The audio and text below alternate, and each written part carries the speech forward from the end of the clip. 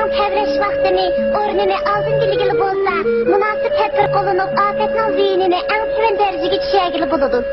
Ondaqda qandaq qılğandı bilgili buludu. Qədimdən bu yan yer təvrəşdən ilgiri adətki çağlardakiga oxşamaydigan g'alati ahvollar yuz berdi deyilib kelgan.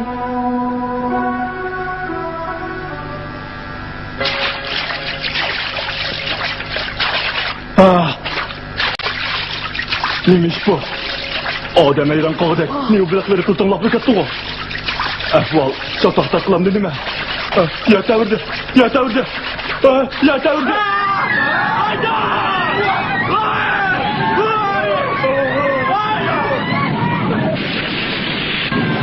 Bu engin davridagi yer tavrash.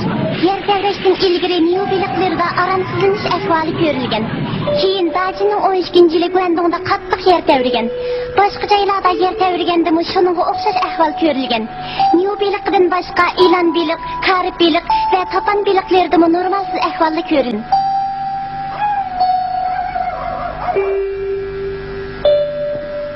Bundaq ahval beliqlarla emas, işlarım görüldü. Yer təvrəşdən ilgiri işlar nəhayət eciniz qoğulaydı.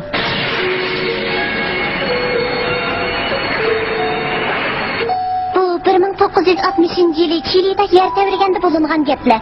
Biroq shu qitimdila emas, ejishlar qaraganda Guandongda 1963-yili Yugoslaviyaning Chekosnidada yer təvrigəndimi ishlarning ulashlarida normalsizlik ko'rilgan. İşlardan başqa yana çaşqan, müşik qatarlıq hayvanlarda shunday ahvollar ko'rilgan. Bo'libmi o'sha hayvonlar naydi sezgir keladigan.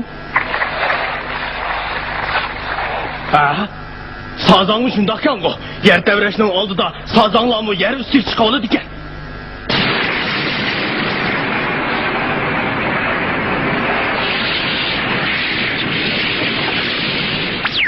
Bu 1976-yili Yido yerim aralidagi Jinxayda yer tavirgan chaq.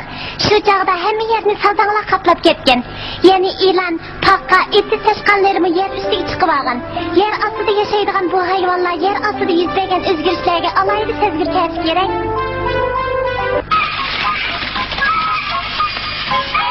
Ay, yavtuğu bu. Onun sayrish odatiga o'xshamayapti. Qattiq yer tavramdi nima?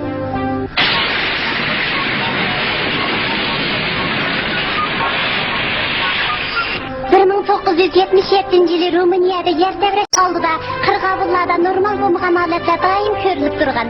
Bundan boshqa uchar qushlardan qaga, kettar, qalg'ash, qushqash, ayka qatorli qushlardimi, hatto o'ydaklardami shunday ahvol yuz bergan. Aslida o'ydakka uchmali deb qatdi. Hay, o'ydakka taslim bo'ldim.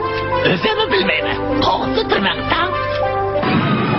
Deganda ko'p o'tmay 1975-yili Jungoning Haytong shahrida yer tavrigan. Lekin yer tavraydiganligi aholiga oldin ola uqtirilg'achqa nurg'un odam o'limdan qutulib